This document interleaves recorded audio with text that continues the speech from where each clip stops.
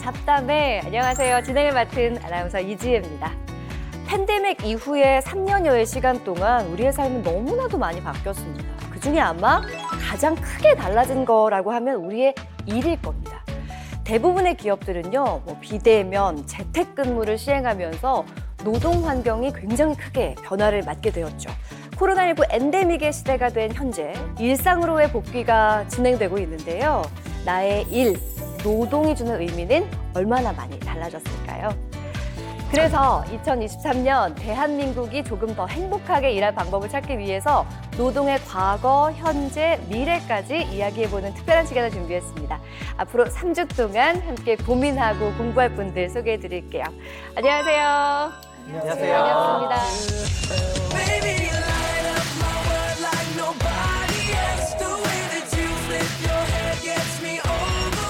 사실은 우리가 다 여기에 출연하는 사람으로 나와 있지만 다 노동자예요. 네. 여기 앉아서 앉아 계신 카메라 감독님, 작가님, 저희들까지 노동자, 외국인 노동자, 외국인 노동자 모여 있습니다. 네, 뉘앙스가 다르네요. 각자의 경험들과 지식들을 풀어내면서 많은 이야기 나눌 수 있을 텐데요. 첫 번째 시간으로 영국을 중심으로 한 세계 노동의 역사, 그리고 우리나라의 노동 역사에 대해서 알아보겠습니다. 자, 여러분 혹시 그 노동의 역사 얼마나 알고 계세요?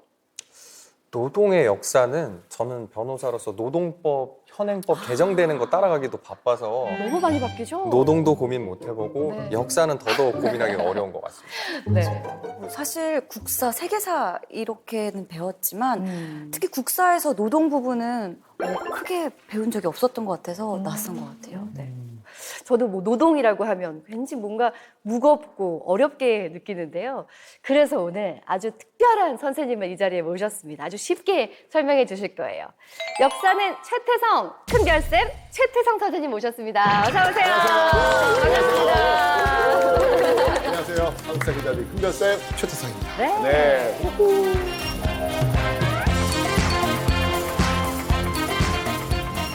저희 중에 가장 젊게 입으셨어요. 제가 오늘 2023년 그 화두가 된 게 또 이 노동 아니겠습니까? 네. 그래서 어떤 옷을 입고 갈까 아침에 고민을 많이 했어요. 많이 했다가 그래도 노동이니까 노동하면 딱 떠오르는 색깔이 뭔가요? 아, 블루 칼라. 블루 칼라. 네. 그래서 나름대로 또 블루에다가 오. 청자켓까지 오. 한번 나름 갖춰 입고 나와봤습니다. 큰별쌤은 계획이 다 있습니다. 네. 자, 그럼 제가요 가장 기본적인 질문부터 한번 시작해 보도록 하겠습니다. 노동이란 무엇일까요? 이거 되게 어려운 질문, 되게 쉬울 것 같은데 어렵네요, 이 질문이. 논술 문제예요. 어려워졌어요. 쉽게 설명하면 노동은 일이죠. 노동은 일이다. 네. 또요? 저도 비슷하게 생각합니다. 노동은 먹고 살려고 일하는 거. 노동의 사전적 정의는요, 사람이 생활에 필요한 물자를 얻기 위하여 육체적 노력이나 정신적 노력을 들이는 행위를 이야기하는 겁니다. 네. 참 이렇게 말씀하셨지만 노동이라는 개념 자체가 본래는 능동적이고 자주적인 활동을 의미하는 거잖아요. 그렇죠. 그런데 이게 사회적으로 문제가 되는 시기가 언제였나요? 좋은 질문이신데요. 네. 사실 인류학자들의 그 오래된 연구 성과에 따르면요, 정치 사회가 탄생하기 이전, 그러니까 이 계급 구분이 일어나기 이전에는요, 노동 시간에 비해서 여가 시간이 훨씬 길었습니다. 그런 시간 살고 싶었어요. 좋은 시간이었네요. 그죠? 네, 그죠. 길다면. 근데 이제 계급 구분이 일어나게 되면서요, 노예라는 단어 아시잖아요, 그죠? 이 노예가 이제 매매나 교환의 대상이 되거든요. 그러니까 이 노예는 어떠한 인격도 소유도 허용되지 않겠죠. 자, 그런데 18세기 영국에서 시작된 산업혁명. 이 산업혁명으로 많은 노동자가 고통을 호소하게 됩니다. 이때부터 본격적으로 노동운동의 역사가 시작된다라고 볼 수 있다는 것이죠.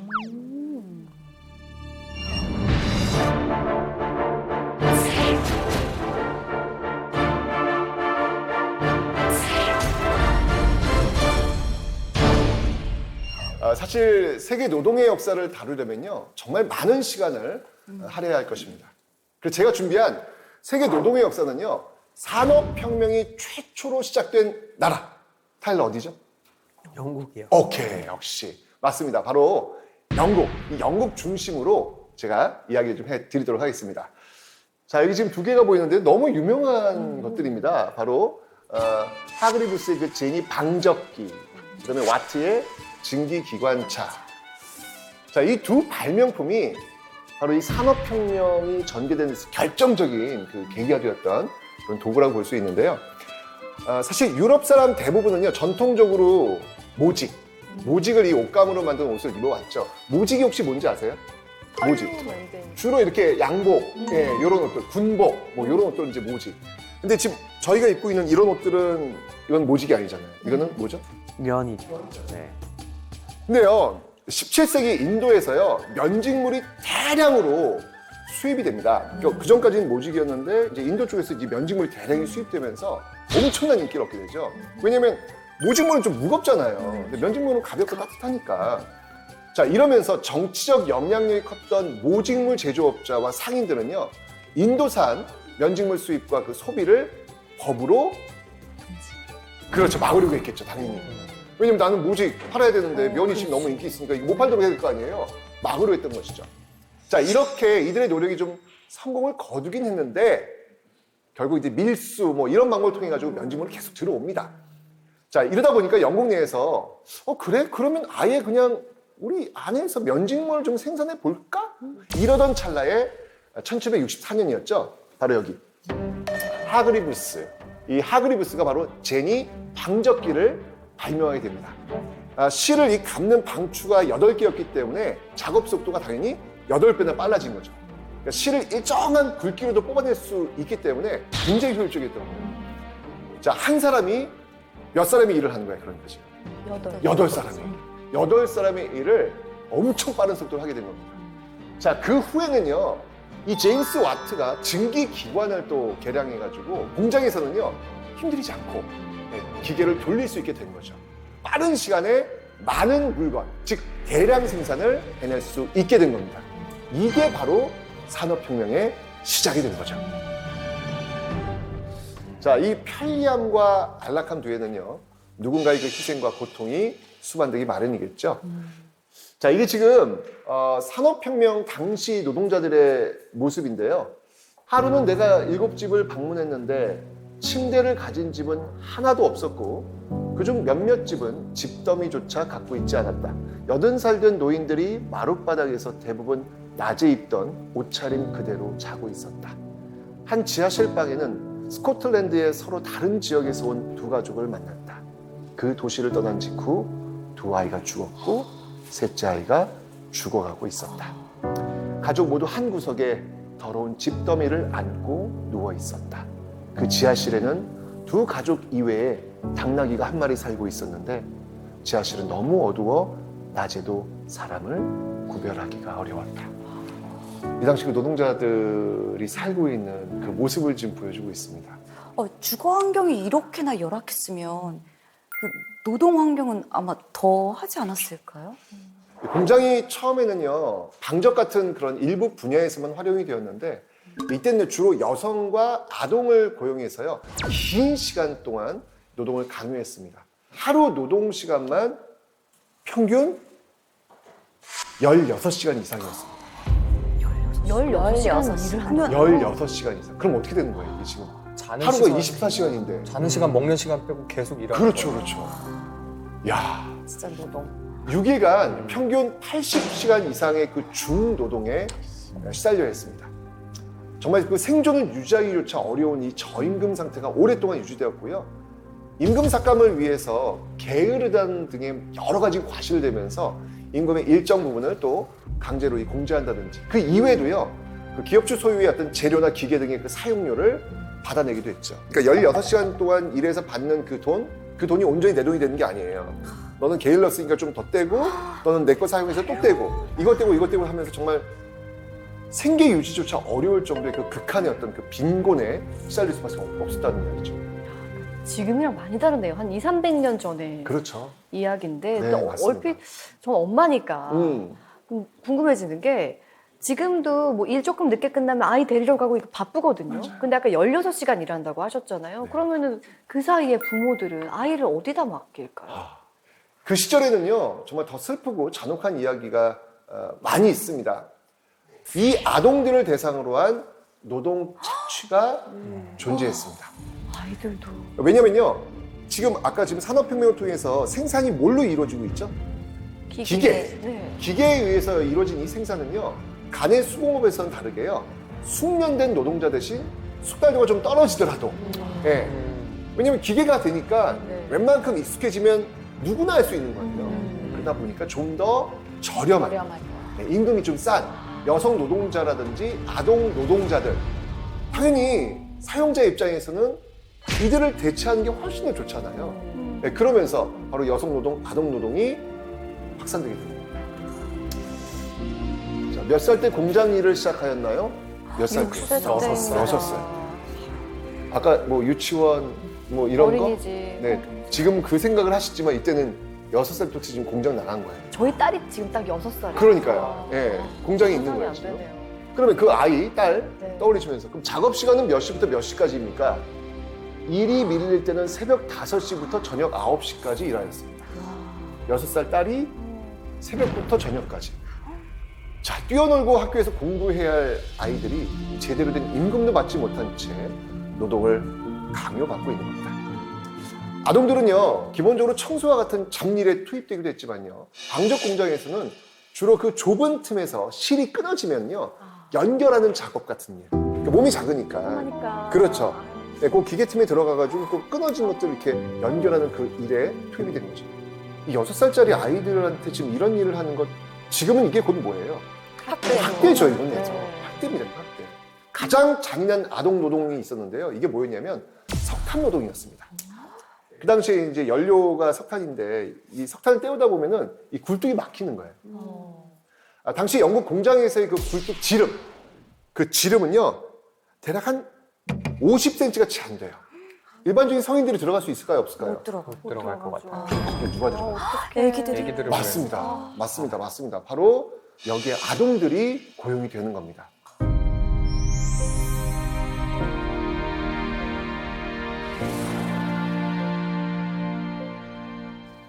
이거 어떤 모습 같아요?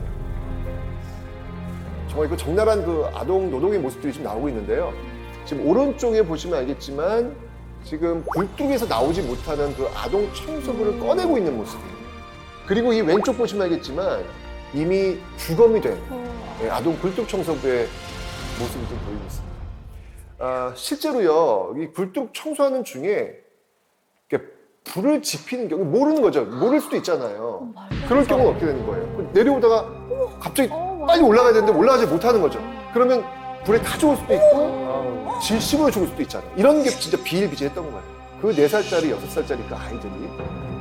지금 상황으로서는 진짜 말이 안 되는 일이 일어난 것이고 일어나서는 안 되는 일이 일어났네요. 변호사님, 요즘 뭐 이렇게 되면 어떤 벌 받아요? 구속입니다. 바로 하시네요. 바로 구속입니다. 바로 구속시켜야죠. 못 나오게 해야 됩니다. 엄마 입장에서 무기징역이에요. 아우, 저는. 이거 말이 됩니까? 이거 상상할 수 없는 그런 네. 모습이죠. 그죠? 아니 그런데 당시 어린아이들이 이렇게 처절하게 일을 해야 했던 이유는 뭔가요? 그렇죠. 그러니까 간단해요. 노동자들의 임금 하락 때문에 부모 버는 돈만으로는 생계를 유지하기 어려웠던 겁니다. 근데 이 아이들의 임금 수준이 그럼 높냐? 그것도 아니에요. 어른들의 10%나 20%밖에 되질 않아요. 진짜. 하루에 1시간당 뭐 지금 임금이 10,000원이다 그러면 아동들은 1,000원밖에 안 돼요. 이런 모습들이 오는 것이죠. 이렇게 힘든 일을 하는데. 그렇죠. 그러다 보니까 더 많은 아동들이 이런 노동 현장에 내몰릴 수밖에 없는 거죠. 분명히 이렇게 해서 뭐 살았으면 이게 뭐 지속 가능하지는 않은 것 같아요. 그렇죠. 네. 당연하죠. 자, 노동자들은요, 바로 거대한 자본가의 어떤 임금 삭감, 해고, 여성 및 아동 노동에 대한 착취에 대항하기 위해서요, 드디어 단체 행동을 시작을 합니다.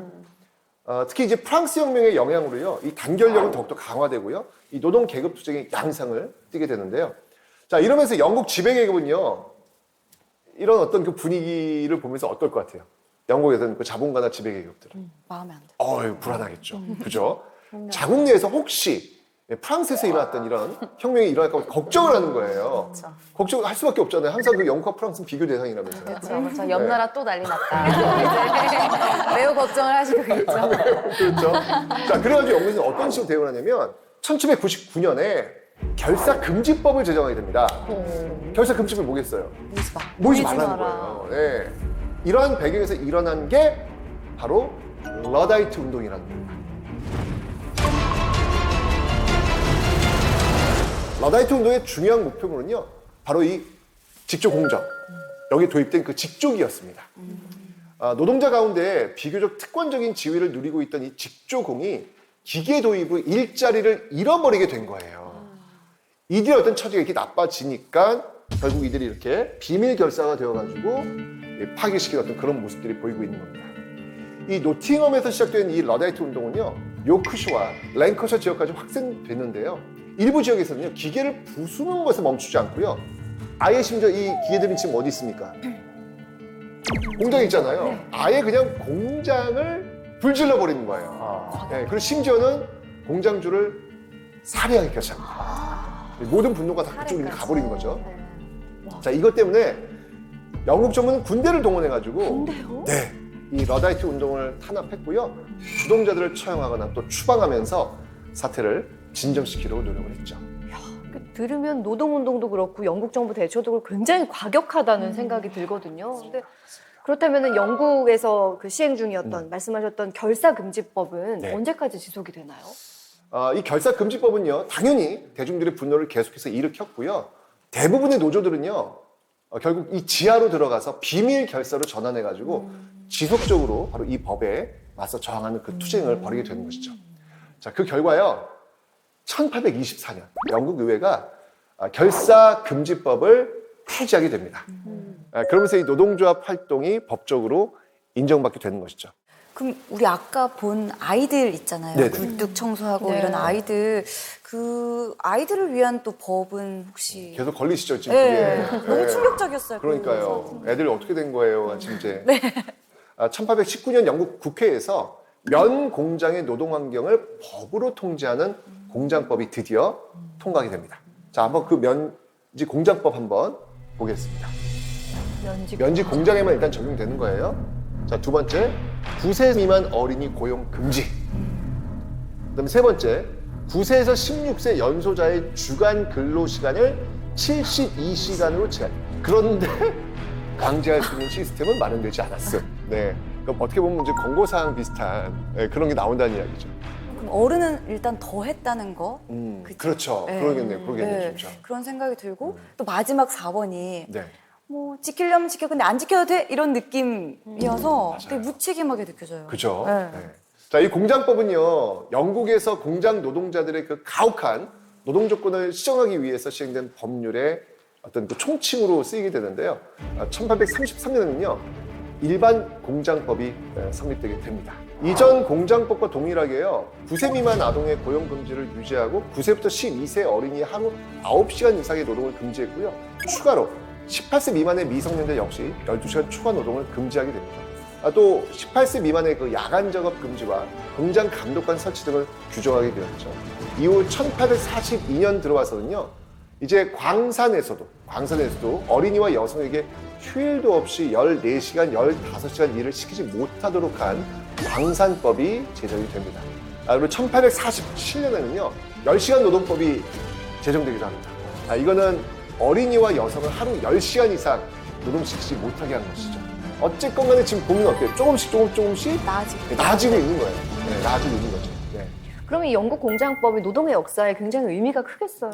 그렇죠. 엄청 크죠. 그러니까 노동법의 출현은요, 산업혁명 이후에 근대 자본주의 사회에서 일하는 방식이 중세 노예제와 다름없는 가혹한 형태, 내지는 인간다운 삶을 영위한 것이 불가능한 상태가 되었기 때문에 규제되지 못한 근로시간이 핵심으로 자리 잡을 수밖에 없는 그런 형태였습니다. 그러니까 최소한의 인간다운 삶을 누리기 위한 최소한의 조건이라는 문제의식 하에 이루어진 그런 어떤 결과가 되는 것이죠.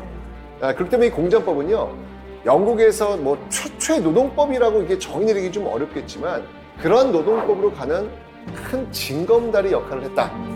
이렇게 볼 수 있을 것 같아요.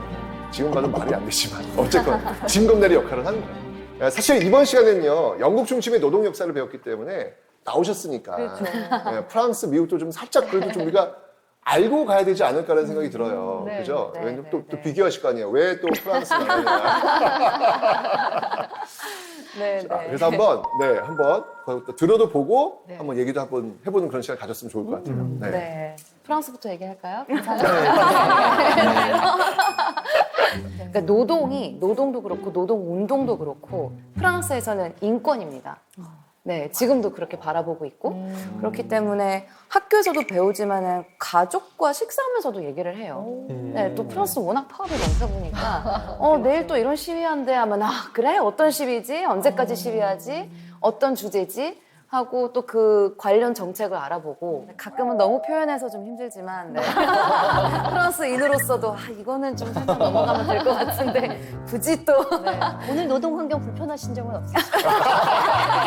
표현하셔도 괜찮습니다. 자, 이 프랑스 노동 역사를 이야기하면요. 먼저 1848년 프랑스 2월 혁명을 좀 이야기를 해야 됩니다. 이거 시험에도 많이 나오는 그런 주제이기도 한데요. 자, 한번 보도록 하겠습니다. 일단 의견 명확히 표현하고 있습니다. 네, 저건 안 변했습니다. 사실 이제 2월 혁명 이전에 꼭 알아야 될 사건이 있는데요.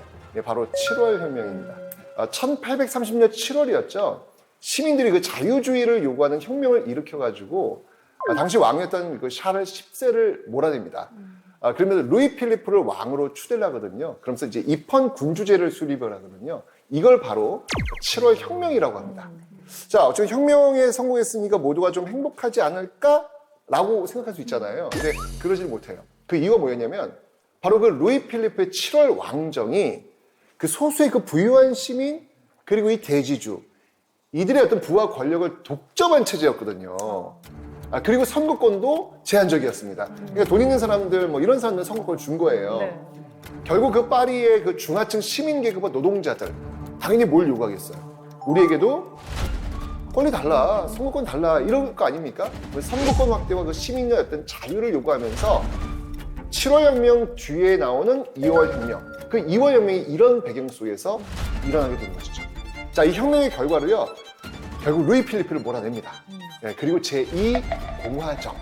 공화정은 이제 왕이 존재하지 않는 체제잖아요. 제2공화정을 수립하게 된 거죠. 이 혁명은 단순히 그 프랑스의 7월 왕정이 무너진 데 그치지 않고요. 노동자들하고 이 중하층 시민 계급이 거의 처음으로 자신들의 그 뜻을 관철시키고자 정말 대규모 혁명을 일으켰기 때문에 이게 전 유럽으로 번지게 돼요. 이러면서 유럽 전역에 1848년 2월 혁명, 그 혁명이 영향을 받으면서 그 혁명이 쭉 확산이 되는 겁니다. 프랑스에서는 바로 이 2월 혁명 굉장히 중요한 노동의 역사라고 가르치죠. 네, 맞습니다. 그래서 2월이 사실 마니페스타시옹 포퓰레르라고 하는데요. 프랑스어로 포퓰레르가 뭐 popular 인기 이거 이 포퓰러가 아니라 포퓰레르 대중들이 함께하는 의견 표현이란 뜻이죠. 역시 오늘 의견 표현. 네, 의견 표현. 마니페스타시옹 포퓰레르. 네, 그래서 그렇기 때문에 1830년 혁명하고는 매우 다른 매우 다른 관념으로 2월 혁명이 이루어지죠. 네. 어떻게 보면은 프랑스에서 지금 성공한 혁명, 마지막 혁명이기도 한 것 같아요. 1848년 2월 혁명. 자, 그렇다면 이번에 타일러 씨의 나라인 미국 노동의 역사에 대해서도 간략하게 좀 공부를 해보면 좋을 것 같아요. 그래요. 제가 일단 앞에 선을 한번 풀어보면요. 자, 다른 나라랑 마찬가지죠, 미국도요. 산업 발전의 최대 희생자는 당연히 노동자들이었습니다. 1890년 당시 숙련 노동자의 평균 임금이요, 일주일에 $20에 불과했고요. 이 숙련 노동자는 그 절반에도 미치지 못합니다. 그나마도 이 밀려 들어오는 미국도 이민자들이 나라잖아요. 네. 그 이민자들 때문에 일자리 구하기도 쉽지가 않은 그런 상황이었죠. 더 큰 문제는 뭐였냐면 이처럼 열악한 상황을 개선할 수 있는 수단이 노동자들에게는 전혀 없었다는 사실이었습니다. 그러니까 파업만이 노동자의 유일한 무기였는데 파업을 하면 어김없이 경찰, 군대들이 막 들이닥쳐가지고 물리적으로 진압을 한 거죠. 법원은요, 파업 선동을 금지하는 판결을 잇따라 내리기까지 합니다. 근데 그렇게 됐으면은 노동자들이 분명히 뭔가 약간 반응을 했을 텐데. 당연하겠죠. 뭐 운동 같은 거 있었겠죠? 그렇겠죠. 1869년이었습니다. 그 필라델피아의 한 의류 제조공장 노동자들이 우리아 스티븐슨의 지도 아래서 노동기사단이라는 비밀 단체를 결성합니다. 노동기사단. 네. 비밀 결사이긴 했는데요. 이 노동기사단은요, 하루 8시간 노동, 노조 합법화, 정부의 노사 갈등 중재, 동일 노동에 대한 동일 임금 지급 이런 목표를 추구한 미국의 노동자 단체라고 볼 수 있습니다. 이런 노동기사단 운동은 어떻게 그럼 전개가 됐어요? 네, 이 노동기사단은요 처음에는 이 목적 달성을 위해서 뭐 선전이라든지 교육 뭐 이런 평화적 방법을 추구를 해요. 하는데 테런스 파우덜리가 새로 이 조직을 떠맡으면서 방법을 주로 파업 또는 폭력을 좀 단행하는 그런 급진 노선으로 바꿉니다. 그러면서 뭔가 좀 장기화되면서 여론도 좀 상당히 좀 불리한 쪽으로 가는 그런 모습들도 있었죠. 이제 그런 과정에서 아주 안타까운 사건이 하나 터집니다. 자, 지금 어떤 사진을 보니까 어떤 모습인 것 같아요, 지금요? 폭발한 거 같아요. 그죠? 누가 뒤에서 뭘 던지고 있는데. 그죠? 예. 손을 들고 있죠. 경찰. 네, 이게 뭐냐면 바로 이 세계 노동 역사에서 꼭 알아야 될 헤이마켓 사건이라는 겁니다. 1886년 5월을요 제1차 시위 달로 지정했고요. 8시간 노동제를 요구하면서 노동자들이 총파업을 실시합니다. 지금 우리가 몇 시간 노동이죠? 8시간 노동이잖아요. 네. 그 비슷. 연홍이 되는 거예요. 네, 그 연홍이 되는 거예요. 굉장히 중요한. 그래서 아까 제가 그 노동운동 역사에서 굉장히 중요한 사건이라고 이야기를 하는 겁니다. 근데 이 파업 과정에서 노동자 일부가 경찰에 총에 맞고 사망을 해요. 그러니까 5월 4일 날 사람들이 이제 항의를 한 거죠. 이때 이제 시카고에 위치했던 그 헤이마켓 광장에 모이게 됩니다. 그런데 경찰이 그들을 이제 해산시키려고 할 때 폭탄이다! 누군가 경찰 쪽으로 던진 이 폭탄으로 보이시죠 지금? 이 광장이 아수라장이 됐고요. 혼란스러운 틈에 총에 맞은 경찰관 7명과 민간인 4명 이상이 죽게 돼요. 자, 이 당시 경찰은요. 노동자가 총을 쏜 것이라면서 대대적인 단속을 펼쳤고요. 무정부주의자 8명이 음모 혐의로 체포가 됩니다. 기소 증거는 뭐냐면 피고 중 한 명이 폭탄을 만들었을 수도 있다라는 것뿐이었어요. 네. 수도 있다고요? 그렇죠. 명확한 증거는 없었고 네. 근데 실제 그들 8명 중 아무도 자신들은 폭탄을 던지지 않았다고 합니다. 네. 자, 이게 그림에서 보는 바와 같이 이거 피고 중 7명에게 사형, 나머지 한 명에게는 징역 15년형이 선고가 돼요. 근데 사형수 중 2명은 일리노이 주지사가 종신형으로 이제 감형해 줬고요. 한 명은 자살을 합니다. 그래서 이 4명이 지금 보면 4명이잖아요. 이 4명이 이제 교수형에 처해진 거죠. 억울한 죽음이죠. 네, 이건 지금 증거도 지금 아주 명확하지도 않은데 사람의 목숨을 지금 앗아간 또 그런 모습일 수도 있는 거잖아요. 네. 지금. 우리가 흔히 부르는 사법살인이라고 하는 그런 사례인 것 같습니다. 전문 용어 나왔어요. 전문 용어. 사법살인. 네. 이 사건은요, 바로 미국 노동절의 유래가 된 사건이자 미국 노동운동 역사의 전환점이 되기도 한 사건이라고 할 수 있겠습니다. 근데 그러면 궁금해지네요. 이 헤이마켓 사건 이후에 노동 조직은 어떤 모습을 띠게 됐나요? 좋습니다. 이 헤이마켓 사건 이후 이 노동자 기사단, 우리가 지금 노동자 기사단 이야기는 과정 속에 나온 거잖아요. 네. 이 노동자 기사단이 급속히 조직이 무너지기 시작합니다. 그러면서 아돌프 스프레서와 세뮤얼 캄퍼스가 미국 노동자 연맹이라는 또 하나의 노동 조직을 결성을 해요. 그러니까 근데 이 노동자 기사단과 달리 이 미국 노동자 연맹은요, 그 숙련 노동자의 가입만을 허용을 합니다. 그리고 임금 인상, 근로시간 단축, 근로조건 개선이라는 그 제한된 목표만을 또 추구를 해요. 자, 이러면서 뭐 협상이라든지 중재, 여론의 어떤 호소와 같은 상대적으로 평화적인 수단 이런 것들을 사용하면서 파업은 최후의 어떤 수단으로 생각하는 어떤 모습으로 이제 활동을 하게 되는 것이죠. 근데 이런 어떤 모습들, 이 노동자 연맹, 미국 노동자 연맹이 어떤 이런 어떤 우회적인 어떤 투쟁 전략이 꽤 호응을 많이 받아요. 그러면서 이 미국 노동자 연맹은요, 1955년 미국 최대 그 노동조합으로 자리 잡게 되고요. 이후에는 이제 정계도 강력한 영향력, 이 정치적 영향력을 확보하면서 오늘날도 역시 마찬가지로 무시할 수 없는 정책 이익단체로 아주 굳건히 자리 잡고 있습니다. 자, 이렇게 각 나라 환경과 역사에 맞춰서 노동에 관한 인식이 어떻게 달라졌는지 또 이렇게 함께 보게 되었는데 정말 누군가의 노력으로 인해서 제도가 개선이 되고 또 노동의 환경이 조금씩 아직 멀었지만 발전해 나간다는 생각이 듭니다. 자, 지금까지 영국, 프랑스, 미국의 노동의 역사를 살펴봤는데요. 보니까 프랑스, 미국 너무 달라요. 너무 달라요. 정말 각 나라마다 다른 점이 분명히 있었구나. 하지만 그 안에 정말 그 시대적으로 노동의 현실은 참혹했구나. 자, 그렇다면 지금부터는 정말 중요한 대한민국의 노동의 역사에 대해서도 한번 들어보고 싶어요.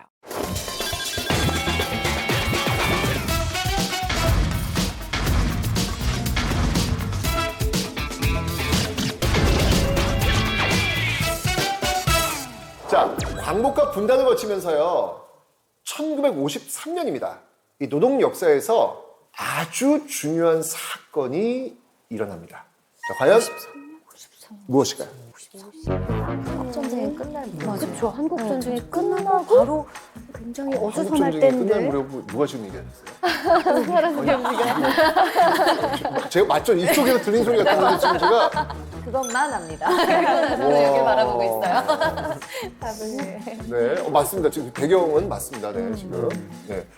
우리 변호사님 아시지 않을까라는 생각이 얼핏 들긴 하는데 또 역사니까 또 모를 수도 있고요. 네, 모르실 수도 있고요. 기회 혹시 가만 안 잡으면 저 변호사님 바로 가고요. 바로 가래요. 아마도 근로기준법 제정이 아닐까 싶은데요. 정답! 역시, 그래요. 우리 변호사님 이걸 틀리실 리가 없을 것 같더라고요. 역시나. 53년이에요. 그러니까 최초의 근로기준법은요, 1953년 5월 10일에 제정되어가지고 그해 8월 9일부터 시행이 됩니다. 자, 한번 볼까요? 근로시간은 휴게시간을 제하고 1일에 8시간. 지금 53. 저 때요? 그러니까 이때. 지금 8시간이죠. 네네네. 전쟁하고 있는데. 일주일에 48시간을 기준으로 한다. 그러니까 지금은 여기서 우리가 40시간이잖아요. 네, 40시간 8시간만 좀 더 추가된 네. 거예요. 단 당사자의 합의에 의해 일주일에 60시간 한도로 근로할 수 있다. 지금은 52시간까지 가능한 거죠. 네. 그렇죠? 근데 여기는 60. 거의 차이가 없어요. 네. 몰랐네요. 자, 이 법은요, 노동시간 기준을 주 48시간, 최대 60시간으로 규정을 하고 있습니다. 최초 제정된 이 근로기준법은요, 근로자에게 연차, 월차, 생리휴가까지, 그 다음에 주휴일, 이런 어떤 휴일 및 휴가를 주고요. 게다가 이게 중요한 게 뭐냐면 모두 유급처리예요. 무급이 아니라 유급. 네, 지금 당시로서는 이게 어떻게 가능했을까라는 생각이 들 정도로 아주 획기적인 그런 방법으로 출발을 한 겁니다. 지금. 네. 아니 이것만 보면 사실 너무 잘 정리되어 있고 그쵸. 너무 네. 이게 잘 되어 있는 것 같은데 이게 실제로 이게 그때 당시에 적용이 됐을까 이게 좀 의문이어가지고. 굉장히 거기서 출발하겠죠. 거의 대부분 사회 구성원들이 이 근로기준법, 이 존재와 상세한 내용을 알지 못했습니다. 존재 자체도. 네, 그래서 작성하신 분만 한 그러니까 그렇죠. 좀 형식적인 거였네요. 그렇죠. 그냥 법만 잘 만들어 놓은 거예요. 홍보도 잘 안 됐고 잘 알지도 못했고. 그래서 이 근로기준법은요, 지금 말씀하신 대로 조금씩 두터워집니다. 그래서 1961년 1차로 개정이 됩니다. 당시 영세 기업 측에 유리한 방향으로 개정되었다고 평가되기도 하지만요, 개정 이후 당시 명문에도요, 1일 근로시간은 역시 8시간이었고요. 휴일도 분명히 있었습니다. 자, 그런데 여전히 이제 문제가 되는 거예요. 60년대 또 이렇게 1차 개정까지 했고, 좀 더 좀 이렇게 복지나 이런 측면들이 좀 이렇게 두텁게 되는 어떤 측면이 있었는데, 그럼 또 질문하는 거예요. 그럼 이게 이제 70년대에 잘 적용이 되었을까라는 거죠. 자, 제가 한번 화면 한번 보여드리겠습니다. 평화시장 내 피복 가공 공장은 400여 개나 되는데, 더구나 작업장은 1층을 아래 위 둘로 나눠 천장의 높이가 겨우 1.6m 정도밖에 안 돼 허리를 펼 수 없을 정도인데, 이와 같이 좁고 낮은 방에 작업을 위해 너무 밝은 조명을 해서 이들 대부분은 밝은 햇빛 아래서는 눈을 똑바로 뜰 수 없다고 합니다. 이 밖에도 이들은 옷감에서 나는 먼지가 가득 찬 방 안에서 하루 종일 일해 해결해 신경성 위장병까지 앓고 있어 성장기에 있는 소녀들의 건강을 크게 위협하고 있는 상황이다. 이게 지금 1970년 10월. 네, 이때 지금 보여지고 있는 그 평화시장의 그 여성 노동자들의 열악한 상황을 지금 보여주고 있는 겁니다. 급속한 이 경제 개발과 고도 경제 성장이 이루어졌는데도 노동자들은 한계 이하의 저임금, 그리고 장시간 노동, 열악한 작업 환경 속에서 생활의 악조건을 지금 감내해야만 하는 그런 상황이었습니다. 이들 대부분이 여성들이 주로 많았는데요. 나이가 주로 어떻게 되냐면 13세에서 17세 어린 소녀들로 되어 있습니다. 자, 한번 볼까요? 여기 지금 보시면 알겠지만 13세, 17세면 중고등학생들을 얘기하는 거예요. 예, 이거는 적은데 그 적은 돈을 가지고 할 게 굉장히 많았어요. 시골에 있는 부모님들 약값도 보내야 됐고 또 자기 동생이 있으면 그 학비도 보내야 됐고 사실 우리는 돈이 없었어요. 너무 가난했죠. 이 1960년대 경공업 중심의 경제 개발이 이루어지는데 거기 들어가는 자본이 주로 외국 자본의 도입으로 조달이 되거든요. 그러니까 이 자본은 결국 저임금의 바탕을 둔 상품 수출을 통해 가지고 자기 증식을 꾀하게 되는 거예요. 여기서 이 저임금은요, 자본의 증식을 위한 가장 유력한 수단이 될 수밖에 없습니다. 당시 어떤 제도가 있음에도 지켜지지 않았기 때문에 발생했던 그런 문제인 것 같습니다. 이 상황에서 네. 네, 노동 환경을 확 바꿨던 좀 네. 그런 사건이 있었을까요? 좀 획기적인 사건? 아주 획기적인 사건이 있었죠. 근로기준법을 보장하라. 우리는 기계가 아니다. 일요일은 쉬게 하라. 노동자들을 혹사하지 말라. 내 죽음을 헛되이 말라. 1970년 11월 13일에 벌어진 전태일 분신 사건입니다. 1965년 정말 찢어지게 가난한 삶 속에서 노동자의 이름으로 그 평화시장을 찾아온 한 앳된 청년이 있었거든요. 바로 그 청년의 이름이 전태일이었습니다. 그는 아버지에게서 배운 그 미신 기술로요, 피복 공장 수습으로 일을 시작합니다. 하루 종일 일한 그에게 주어진 것은요, 당시 그 차 한 잔 값인 50원이 전부였습니다. 쉬는 날 없었습니다. 자, 이런 상황 속에서 전태일은요, 점차 평화시장의 그 근로 조건을 개선하기 위해 발벗고 나서게 됩니다.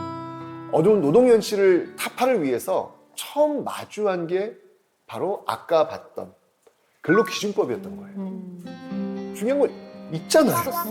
법이 그- 있는데. 있잖아요. 근데 아니잖아요. 여기서 오는 괴리가 얼마나 컸겠어요. 그게 결국은 곧바로 이 평화시장 최초의 노동운동 단체라고 할 수 있는 바보회. 굉장히 중의적인 의미가 다 있을 것 같아요. 그죠? 이런 게 있음에도 불구하고 하지도 못하는 그런 바보들일 수도 있는 것이고, 그냥 우직하게 그냥 뜻을 이루기 위해서 밀고 나가는 어떤 그런 모습일 수도 있을 것 같고, 그 이름을 바보회라고 이제 짓고요. 노동 실태 조사를 시작으로 본격적인 노동환경 근로 개선 운동에 나서게 되죠. 근데 진짜 이때 이 전태일이나 이제 그들이 요구하고 주장했던 게 대단한 거 아니에요. 굉장히 소박해요. 한 달에 일요일 2번만 쉬게 해달라는 거예요. 네. 아니, 일요일은 원래 쉬는 날이잖아요. 근데 그들이 얘기한 건 뭐냐면 2번만 쉬게 해달라는 얘기. 그러니까 2번조차도 못 쉰다는 얘기잖아요. 그리고 하루에 노동시간 12시간만 하게 해달라는 거예요. 와. 이런 내용들을 노동청에 이제 진정서를 제출하고 또 뭐 노동자 처우 개선을 위해서 또 여론 홍보도 좀 하고 정말 많은 노력을 했는데 현실이 바뀌지 않습니다. 심지어는 대통령한테 편지까지 써요. 네, 그럼에도 불구하고 어떤 반응이 없는 거예요. 결국은 분개한 전태일이 1970년 자신의 몸에 휘발유를 붓고 불을 붙이게 된 것이죠. 바로 이 전태일의 죽음은요, 대한민국 노동 환경과 민주주의 발전에 정말로 큰 영향을 끼치게 됩니다. 그러면 70년대 노동운동이 가지고 있는 특징이라고 꼽아보면 어떤 게 있을까요? 1970년대 노동운동은요, 유신체제라고 합니다. 이 박정희 정부의 그 유신체제라고 하는데, 그러다 보니까 자연스럽게 그 민주화 운동하고 긴밀하게 연관이 될 수밖에 없는 거죠. 근데 당시 그 정부 같은 경우에는 국가 주도의 어떤 경제 성장 정책들을 강력히 밀어붙이고 있잖아요. 그러니까 국가는 이 자본주의 산업화를 촉진하기 위해서 노동운동을 탄압할 수밖에 없는 것이죠. 이러다 보니 그것이 자연스럽게 민주화 요구가 맞물려가지고 노동운동과 함께 맞물려 들어가는 현실이 됩니다. 그러면 그런 흐름에 따라서 근로기준법도 맞게 개정이 됐을 것 같은데 그렇죠. 어떤가요? 그렇죠. 맞습니다. 1989년 3월 29일이었죠.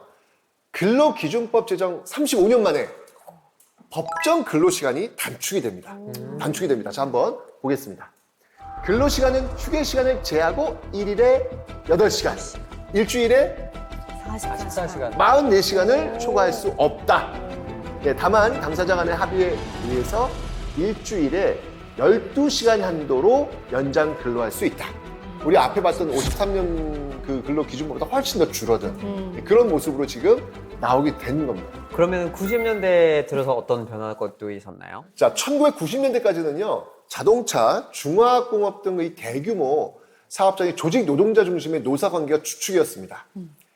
자, 그러면서 1997년에 근로기준법이 새로 제정이 됩니다.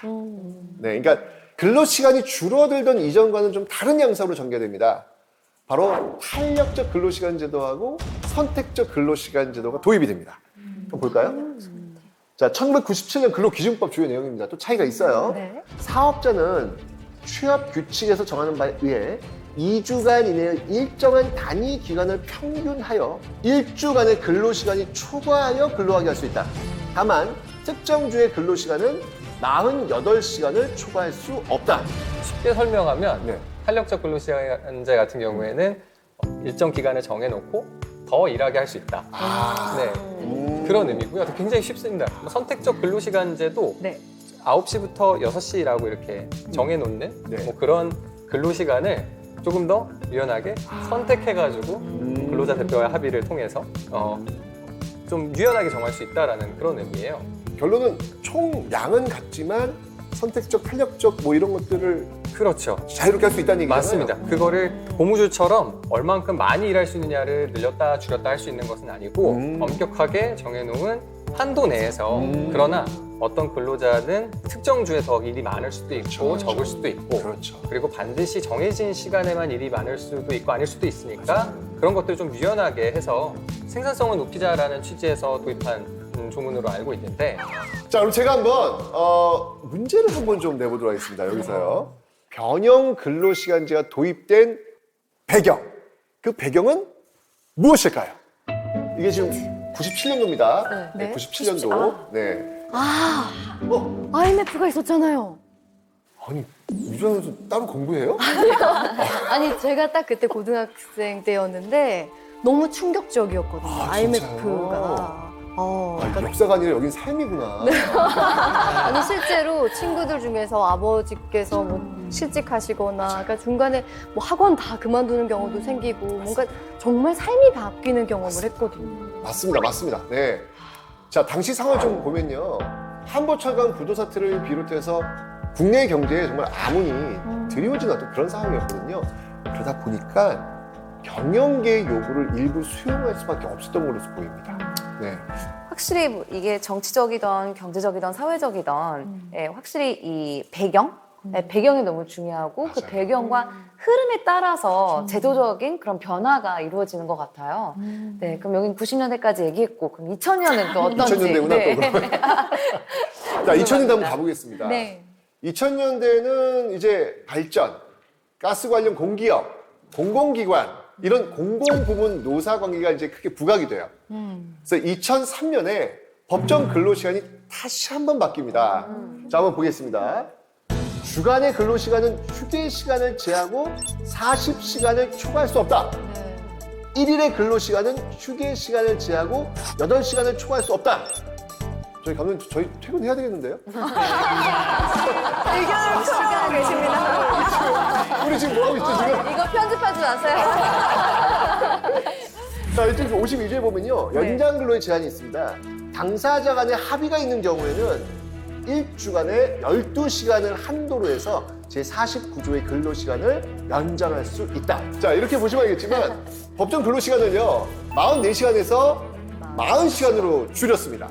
근데 일주의 범위를 주중으로 해석해가지고 평일 52시간 근무, 거기에다가 이제 토요일, 일요일 각각 8시간 휴일 근무를 이렇게 합해가지고 일주일간 최대 68시간 근무가 가능하도록 허용한 법이 이제 2003년 근로기준법이 되겠습니다. 네.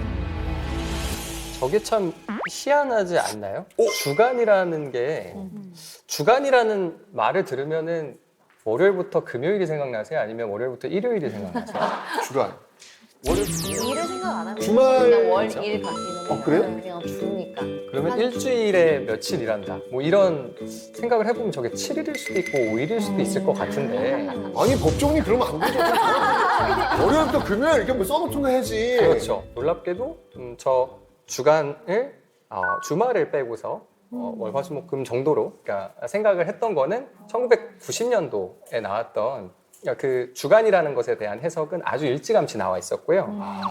그래서 저 조문이 가장 문제가 됐던 건 사실 휴일에 근로하는 게 연장 근로냐 아니냐 이런 싸움을 할 때 굉장히 복잡하게 맞붙었고 저걸 가지고 왔다 갔다 옥신각신 하던 게 2018년까지 무려 계속됐습니다. 완벽하게 법이 개정되기 전까지 주간의 의미에 대해서 계속 다퉜고요. 저 주간이라는 단어 때문에 지금 저거로 계속 싸웠던 거예요. 그래서 2018년도에 우리 근로기준법이 다시 개정이 됐는데, 근데 사실은 그때 이미 대법원에 전원합의체 판결이 계류가 돼 있었고, 법이 개정이 되고 나서 결론이 나왔습니다. 야, 두 글자 때문에 우리 이런 거예요, 지금? 주간 야. 단어 때문에 입장 차이가 이렇게까지 길게. 네. 그러니까 애초에 주말을 일주일 단위로 생각하지 않았기 때문에 근무 시간이 그렇게 줄었다고는 볼 수 없는 상황인 것 같아요. 그렇죠? 네. 그렇다면 이제 조금 더 나아가서 음. 2010년대에 와서는 어떻게 바뀌나요? 이 시대는요, 노동 시간을 줄이는 일과 임금 인상을 요구하는 일뿐만 아니고요, 이제 노사관계 민주화, 더 나아가서 노동 환경 내의 그 비민주적인 측면, 이를테면 뭐 갑질, 또는 성적 차별, 인권 침해 문제 이런 것들로 노동운동 관심사가 더욱더 넓어지고 확장되는 거죠 지금. 네. 근데 한편으로 생각해 보면 예전 노동자들은 무조건 약자였던 게 맞았던 것 같거든요. 그렇죠. 그런데 이제 노조의 힘이라는 것도 집단적으로 큰 힘을 갖게 되다 보니 90년대 이후로는 그 커져가는 노조의 힘에 대한 부작용도 어느 정도 존재할 것 같습니다. 네. 사실 대부분의 노동자 혹은 노동자 조합은요, 그들이 강자는 아니거든요. 일반적으로 봤을 때 그런 모습도 있는데, 이렇게 좀 계속해서 변화되어 오면서 여기까지 오면서 어떤 것들이 좀 생기냐면, 아주 일부의 그 일명 그 황제 노조라는 게 요즘 언론에서 좀 많이 나오는 것 같아요. 그럼 황제 노조의 어떤 성격을 띠고 있는 단체들, 예를 든다면 이런 거죠. 정규직 신규 채용에 직원 자녀 우선 채용 요구. 이건 공정하지 않은 거죠. 그렇죠. 이건 공정하지 않잖아요. 이런 걸 요구한다든지, 또는 비정규직과 하청업체의 이익은 또 대변해주지 않는 등의 어떤 다양한 부작용들. 이 건강한 노사관계를 만들기 위해서는 좀 이 노조와 사측이 좀 함께 이제 이런 것들을 좀 앞에 두고 이야기를 좀 해야 되지 않을까. 적어도 공정한 룰은 좀 지켜야 되지 않을까라는 그런 생각이 들더라고요.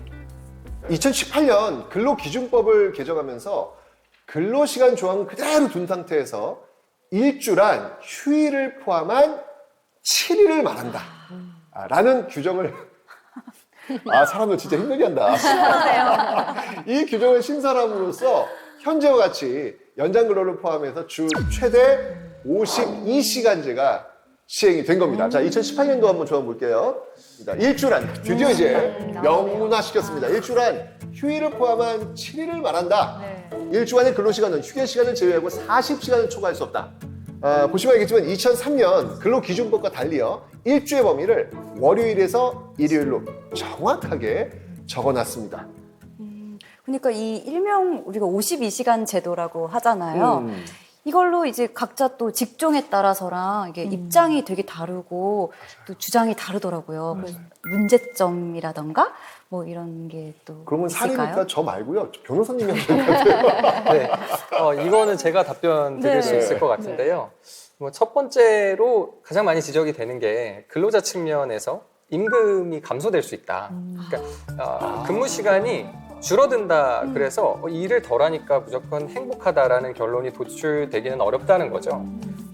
왜냐하면 일부 일용직이나 임시직 근로자 등은 일을 더 하고 싶은데 그러니까 소득 자체가 어느 정도 일정 수준 확보되는 것이 좋은데, 일단은 일하는 시간을 줄여놨으니까 자신이 원하는 소득을 획득할 수가 없다라는 측면에서 특히 초과 근로가 많은 생산직의 경우에는 타격이 클 수밖에는 없습니다. 그리고 사용자 측면에서 보자면은 성수기, 비수기가 나눠져 있는, 시즌에 따라서 좀 이 인력의 공급 조절을 해야 되는 그런 업종이 분명히 있지 않습니까? 있죠. 근데 그러면은 이 주 52시간 근무제라는 게 정답이냐에 대해서 의문이 있을 수밖에 없죠. 그리고 이렇게 급진적으로 바뀌다 보면 실제로 직장에 다니는 분들 이야기를 들어보면 이것을 사용자들이 얼마나 또 제대로 수범할 것이냐, 제대로 그걸 지켜서 운영을 할 것이냐라는 문제도 있고요. 추가 근무에 대해서 법은 이렇게 돼 있는데 임금이 제대로 지급되지 않는 경우도 있고 모든 위반 행위나 모든 위규 행위를 다 처벌하고 다 단속하기는 어렵습니다. 그거는 행정 소요의 문제이기 때문에 당연히 지켜야 되긴 하겠지만 중간에 개정 이후에 급변하는 이 제도의 흐름에 따라서 불이의 피해를 보는 사람들이 생겨날 수 있다는 점입니다. 그리고 기업 측면에서 보자면은 사람이 있어야 또 운영을 하고 그 누군가는 책임을 지고 운영을 해야지만 일자리가 생기는 것인데 일부 한계 상황에 놓인 중소기업의 경우에는 폐업까지 고려해야 되는 상황이 있을 수 있죠. 당연히 한계 상황이 있고 생산성을 높이지 못하면 시장에서 퇴출된다라는 결론이 나올 수도 있는데 그렇지만 그런 것들을 얼마나 이 제도의 변화를 속도 조절을 해주느냐 그리고 강도 조절을 해주느냐에 따라서 그들이 살아남을 수도 있고 그들이 갑자기 급작스럽게 퇴출이 돼서 그래서 사회적인 비용으로 전락할 수도 있고 이런 여러 가지 결과가 다 다를 수가 있는데 그런 부분에 있어서 여러 가지 지금 비판이 가해지고 있는 것으로 알고 있습니다. 입장이 다 다른 거고 환경이 다 다르기 때문에 정말 끊임없이 과거와 현재에 대해서 대화를 하고 미래를 만들고 서로 타협점을 찾아가는 게 정말 중요할 거라는 생각이 듭니다. 네, 저희는 노동의 현주소와 미래에 관한 다양한 이야기로 다음 시간에 돌아오겠습니다. 함께해 주신 여러분 고맙습니다. 감사합니다. 정규직과 비정규직 임금 차이가 몇 배 정도 날 것 같아요? 생각해 본 적이 없는데 3배씩이나 차이가 납니다. 너무 차이 난다. 노동의 내 계급에 대해서 들어보셨어요? 계급이 있어요? 취업을 하고자 하는 사람은 당연히 대기업을 선호하겠죠. 네. MZ 세대들이 생각하는 노동이라는 게 워킹 라이프 밸런스. 14시간, 15시간을 근로에만 정작 제 가족한테 조금 소홀하게 되는 노동계에도 새로운 바람이 불어야 되겠죠. 매일? 4차 산업혁명 성공 사례로 대표적으로 떠오르는 거. 여러분들이 익히 생활 속에서 보고 계신 도시락인데요? 굉장히 궁금해지는데요. 채널 A